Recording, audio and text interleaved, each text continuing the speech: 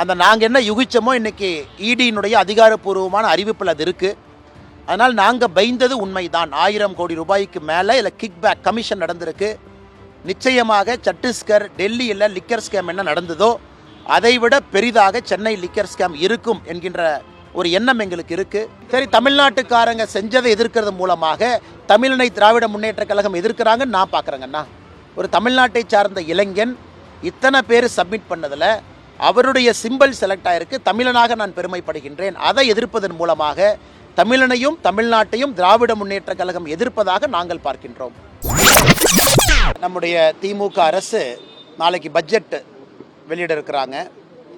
அதில் இன்றைக்கி முன்னோட்டமாக முதலமைச்சருடைய அலுவலகத்திலிருந்தே 2024 நாங்கள் பார்த்திங்கன்னா இந்திய ரூபாயினுடைய அந்த சிம்பல் அதை வச்சு பண்ணணும். இந்த முறை நம்முடைய தமிழ் எழுத்து ரூபாய் அதனுடைய ரூவை வச்சு நாம் பண்ணியிருக்கோம் அப்படின்னு. அது பெரிய புயலை கிளப்புச்சு. காரணம், மாநில அரசுக்கு அனுமதி இருக்கா? கரன்சியை பொறுத்த வரைக்கும் மத்திய அரசுக்கு தானே சொந்தம். அதாவது காமன் கரன்சியினுடைய அந்த சிம்பல் அந்த வேல்யூ நம்ம என்ன இன்றைக்கி பயன்படுத்துகிறோமோ அது இந்தியா முழுவதும் பாரத நாடு முழுவதும் பொதுப்படையாக இருக்குது.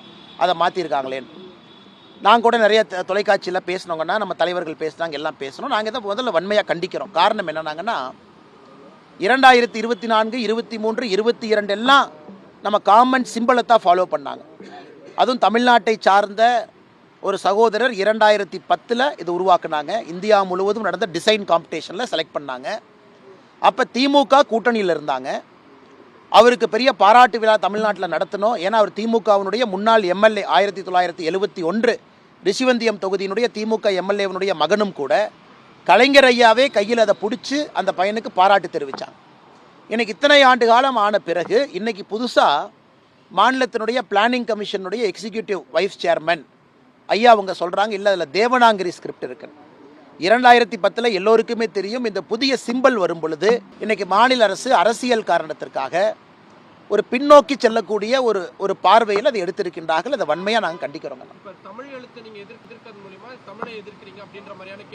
சரி, தமிழ்நாட்டுக்காரங்க செஞ்சதை எதிர்க்கிறது மூலமாக தமிழனை திராவிட முன்னேற்ற கழகம் எதிர்க்கிறாங்கன்னு நான் பார்க்குறேங்கண்ணா. ஒரு தமிழ்நாட்டை சார்ந்த இளைஞன் இத்தனை பேர் சப்மிட் பண்ணதில் அவருடைய சிம்பல் செலக்ட் ஆகிருக்கு. தமிழனாக நான் பெருமைப்படுகின்றேன். அதை எதிர்ப்பதன் மூலமாக தமிழனையும் தமிழ்நாட்டையும் திராவிட முன்னேற்ற கழகம் எதிர்ப்பதாக நாங்கள் பார்க்கின்றோம்.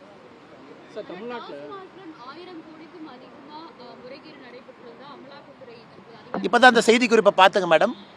நாங்கள் முதல்ல இருந்து நாங்கள் யூகித்தோம். ஏன்னா பத்திரிகையில் அரசல் புரசலாக நீங்கள் செய்தி போட்டீங்க ஒரு 4-5 நாளாக. அந்த நாங்கள் என்ன யூகிச்சோமோ இன்றைக்கி இடியினுடைய அதிகாரப்பூர்வமான அறிவிப்பில் அது இருக்குது. அதனால் நாங்கள் பயந்தது உண்மைதான். 1000 கோடி ரூபாய்க்கு மேலே இல்லை கிக் பேக் கமிஷன் நடந்திருக்கு. நிச்சயமாக சத்தீஸ்கர் டெல்லியில் லிக்கர் ஸ்கேம் என்ன நடந்ததோ அதைவிட பெரிதாக சென்னை லிக்கர் ஸ்கேம் இருக்கும் என்கின்ற ஒரு எண்ணம் எங்களுக்கு இருக்குது. இதையெல்லாம் மறைக்கிறதுக்கு தான் தமிழக அரசு டீலிமிட்டேஷனு, இன்றைக்கி அந்த சிம்பிளை மாற்றுறது, வேல்யூவை மாற்றுறது, புதுசாக ஏதோ ஒரு கண்ணாமூச்சி விளையாண்டுருக்காங்க. இது நிச்சயமாக வருகின்ற நாட்களில் இது பூதாகரமாக மாறும். முதலமைச்சருடைய நேரடி பார்வையில் இருக்குது. அந்த டாஸ்மார்க் துறையினுடைய அந்த அமைச்சர் இப்போ தான் சிறைக்கு போயிட்டு வெளியே வந்தார். வந்த பிறகு மறுபடியும் இது போன்ற நிகழ்வு நடந்திருக்குன்னா முதலமைச்சர் அவர்கள் தமிழக மக்களுக்கு பதில் சொல்ல கடமைப்பட்டிருக்கின்றார். தமிழ்நாட்டில் என்ன நடக்குது, டாஸ்மாகில் என்ன நடக்குது, 1000 கோடி ரூபாய்க்கு மேலே கிக் பேக், இது கமிஷன் ஊழல் என்று சொல்வதை விட இதில் கிக் பேக் நடந்திருக்கு. டாஸ்மார்க்கை முறையாக பயன்படுத்தாமல், லிக்கர் கம்பெனியை முறையாக பயன்படுத்தாமல், ஃபேக்கான சீல் வச்சு பிளாக் மார்க்கெட்டில் தனியாக கலால் சுங்கவரிக்கு உட்படாமல் வெளியே கொண்டு வந்து இவ்வளவு பெரிய மோசடியாக அரங்கேற்றிருக்கிறாங்க. முதலமைச்சர் இதற்கு பதில் சொல்ல வேண்டிய கட்டாயம் இருக்குது. பதில் சொல்வாரான்னு பார்ப்பங்கண்ணா.